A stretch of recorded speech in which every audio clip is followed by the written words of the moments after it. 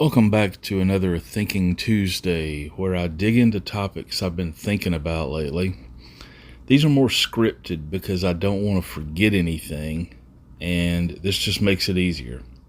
So here we go. I was thinking about generational differences and how the concept seems to have shifted from older patterns of these kids today and parents just don't understand kind of comments to more of a tribalistic model where one generation seems to lash out at other generations. Labels like boomer and millennials are used to belittle, not just to highlight differences. This shift is significant in how generational discourse has evolved. It has gone from a more casual, almost ritualistic complaint to more of aggressive tribal warfare feel. The traditional pattern was almost cliche. Older generations would grumble about the youth while kind of expecting them to generally grow up and join their ranks. It was almost performative and predictable, with the often correct assumption that it was temporary and would resolve through maturity. What we see now feels more fundamentally different. Terms like boomer and millennial have become weaponized identifiers rather than neutral descriptors. There seems to be less assumption that people will grow out of their generational characteristics. They are more often viewed as fixed tribal identities with incompatible worldviews. Several factors seem to be driving this shift. Social media has amplified and accelerated these divisions by creating echo chambers and rewarding provocative takes. Economic factors have created very real material conflicts between generations around housing, jobs, resources that go well beyond cultural preferences. Technological and social changes have happened so rapidly that the generations have literally grown up in different worlds in ways that feel more profound than previous transitions. The meteoric rise of identity politics has also influenced how we perceive generational differences. They've become another axis of identity and grievance rather than just natural variations in life stages. This kind of or level of tribalization seems to significantly diminish the possibility of understanding across generational lines and treats generational memberships as more fundamental to identity than it probably should be, a very real challenge for social cohesion. It's glaring to me also how tribal lines blur, almost in a Venn diagram sort of a way. Generational similarities will be used to gang up or as a basis for attack on different generations in a way that shows solidarity. Then some political or social difference will be noticed within a generational tribe, and the division couldn't be more glaring, causing a joining of cross-generational groups that align in political way to form. The current thing seems to cause a new tribe to emerge more than previous group identities do. A situational tribalism where the primary identity shifts depending on what conflict is more salient at the moment. Tribal alignments become very fluid and overlapping. You'll see Gen Z and millennials unite against boomers on issues like housing costs or climate change, presenting more of a united generational front. Then when it comes to something like cancel culture or free speech, suddenly you have cross-generational rifts where older millennials might align with Gen X against younger progressives regardless of age. The Venn diagram analogy shows how the creation of different alliance patterns emerge depending on where the overlaps occur. Someone might be a millennial, a parent, urban, and a progressive, and which identity takes precedence shifts based on the issue of the day. What is striking is how quickly and completely people seem to abandon solidarity when other tribal markers become more relevant to them. The same person that was just slamming boomers will suddenly pivot to attacking Gen Z when the topic shifts to pronouns or campus speech codes. This suggests generational identity might have become more of a convenient organizing principle than a deeply held tribal attachment. It's useful when it serves other purposes, like economic frustration or some cultural anxiety, but it gets discarded the moment it conflicts with some political or ideological commitments.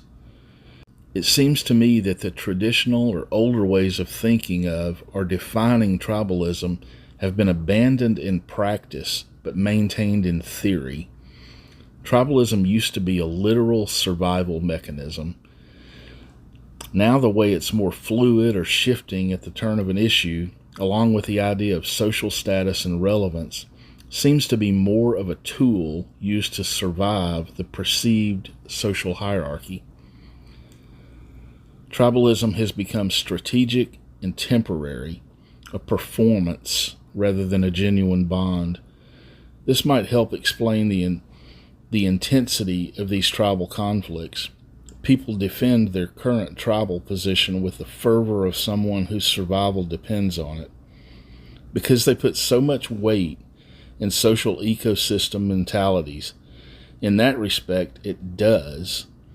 It's like some dystopian evolution where we've retained the psychological machinery but stripped away the community bonds and mutual obligations that made it a genuine survival strategy. What is left is the conflict and the positioning mechanisms. The prospect of genuineness seems to be fleeting in such a system of behavior. When loyalty becomes purely an instrument, authenticity becomes almost impossible to maintain or even to recognize.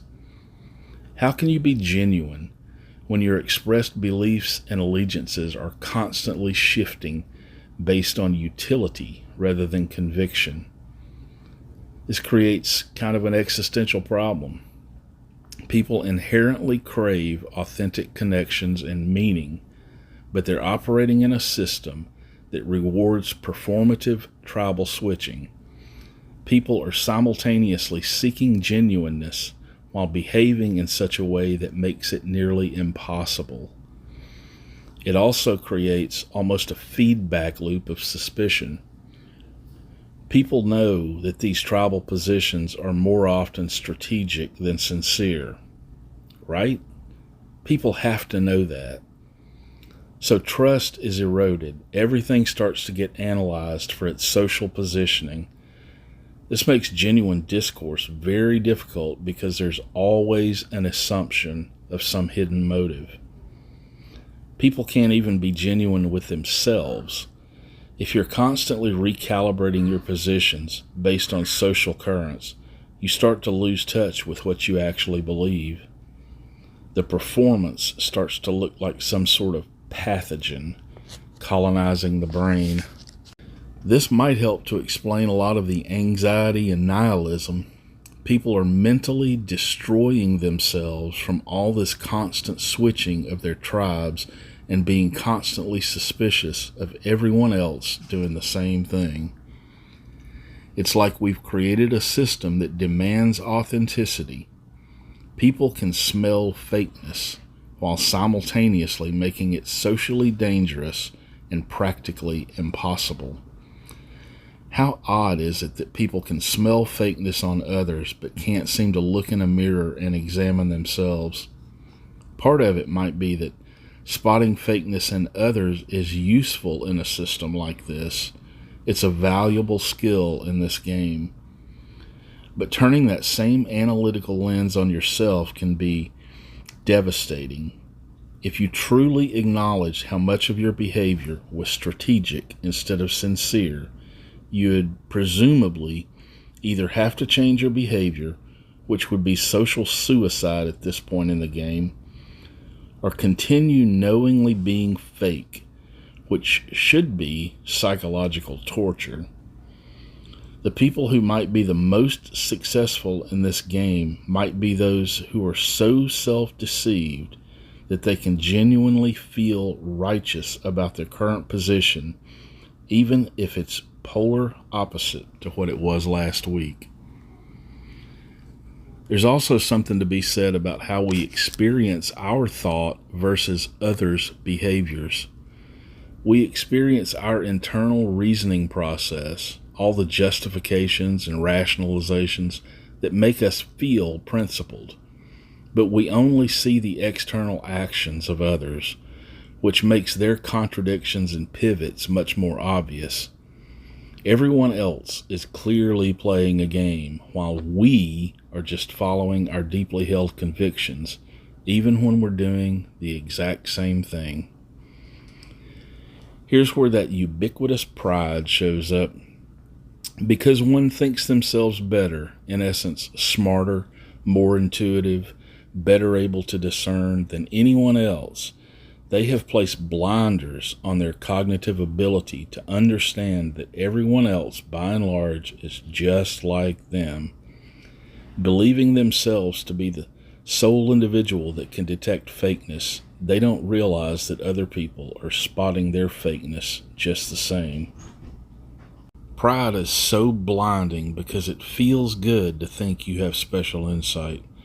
Definitely more comfortable than admitting you're just another person, stumbling through the same social pressures and contradictions as everyone else, probably just as transparent and predictable as the people you judge. What seem to be some of the inevitable eventualities? Collapse of trust and meaningful discourse. Relationships become shallow and transactional. Psychological exhaustion from the constant performance. A society of isolated individuals. An arms race of extreme positions. How many of these seem more like descriptions rather than predictions? As always, thanks for watching. Let me know what you think down in the comments.